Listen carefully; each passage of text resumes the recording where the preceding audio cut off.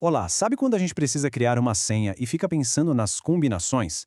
Pois é, hoje vamos usar exatamente essa ideia para desvendar um conceito da matemática que parece complicado, mas que na verdade é bem mais simples do que parece.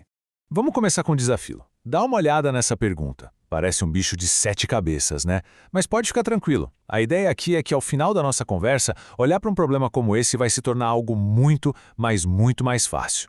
E para a gente chegar lá, nosso caminho vai ser este aqui. Primeiro, vamos entender bem o problema. Depois, vamos pegar uma ferramenta essencial, ver como ela funciona em outro caso e aí sim, resolver o nosso desafio passo a passo.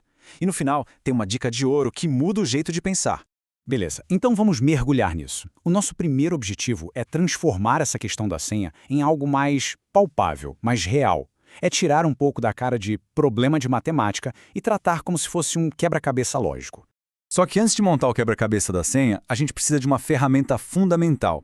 E para entender essa ideia, nada melhor do que uma historinha bem simples sobre uma viagem. Imagina só essa situação. Para ir da cidade A até a cidade C, tem que passar pela cidade B. Não tem outro jeito.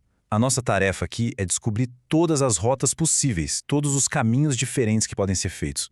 A gente pode quebrar essa viagem em duas etapas, certo? A primeira etapa é ir de A até B. E para isso, existem duas estradas. Chegando lá em B, começa a segunda etapa, seguir de B até C. E aí, existem outras 3 estradas diferentes para escolher. E aqui que está o pulo do gato. Pensa comigo.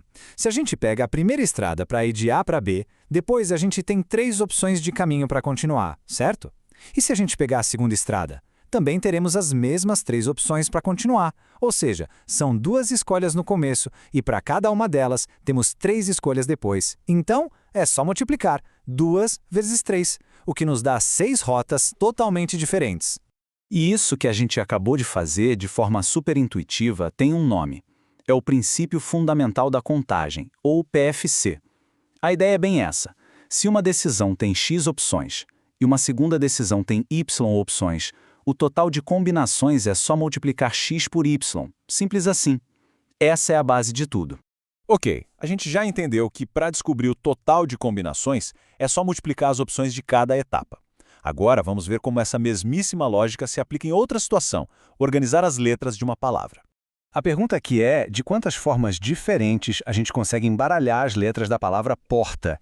Isso é o que chamam de anagrama. Parece outra coisa, né? Mas no fundo a gente vai usar exatamente o mesmo princípio da multiplicação que a gente acabou de aprender.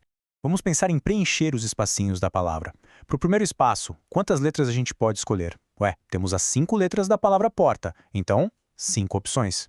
Beleza, já escolhemos uma letra para o primeiro espaço, não importa qual foi. Quantas letras sobraram para a gente colocar no segundo espaço? 4, certo? Porque uma já foi usada. E essa lógica continua. Para o terceiro espaço vão sobrar 3 letras. Para o quarto, 2, e para o último espacinho só vai ter uma letra sobrando. Percebe o padrão? A cada passo as opções diminuem. E para saber o total, o que a gente faz?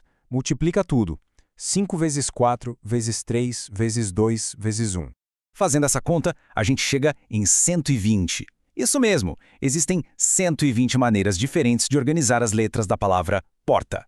120 anagramas. E a gente descobriu isso usando aquela mesma ideia simples da viagem.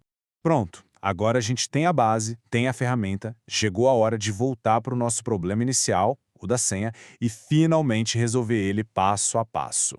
E para não se perder nesse tipo de problema, tem umas regrinhas de ouro.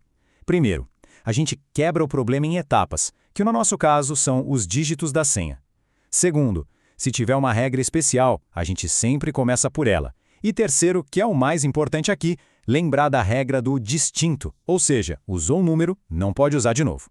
Ok, vamos relembrar o desafio. Senha de 4 dígitos usando os números 3, 6, 7, 8 e 9 sem repetir nenhum. A primeira coisa é visualizar os 4 espacinhos que a gente precisa preencher para formar a nossa senha. Então vamos lá, vamos preencher juntos.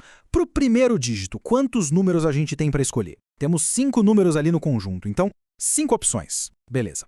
Agora, para o segundo dígito, lembra que não pode repetir? Se um número já foi, agora só sobram 4. Para o terceiro dígito já usamos 2, então sobram 3. E para o último dígito, adivinha? Sobram só 2. E olha só que legal, o cálculo usa exatamente o mesmo raciocínio do anagrama. É o produto das possibilidades em cada etapa. 5 opções para o primeiro, vezes 4 para o segundo, vezes 3 para o terceiro, vezes 2 para o quarto. E o resultado dessa multiplicação é 120. É isso, existem 120 senhas diferentes que podem ser criadas com aquelas regras. Aquele problema que parecia super complexo no começo foi resolvido com uma única multiplicação, seguindo uma lógica bem direta. E para fechar, tem uma dica final. Uma forma de pensar que ajuda a fazer tudo isso parecer ainda mais fácil, quase automático. A dica de ouro é se colocar no lugar de quem está montando a senha. Pense em primeira pessoa, como se estivesse fazendo as escolhas na hora. Ok, eu vou escolher o primeiro número. Tenho 5 opções. Escolhi. Agora, para o segundo, me sobraram 4. Quando a gente pensa assim, em sequência, essa ideia de multiplicando as opções se torna super natural. Nem parece mais matemática, via pura lógica. E agora, para terminar, fica aí uma reflexão. E se a gente pudesse repetir os algarismos? Se a senha pudesse ser, por exemplo, 3, 3, 6, 7, como o cálculo mudaria? Com tudo que a gente viu aqui, a resposta fica bem mais fácil de encontrar, não é mesmo?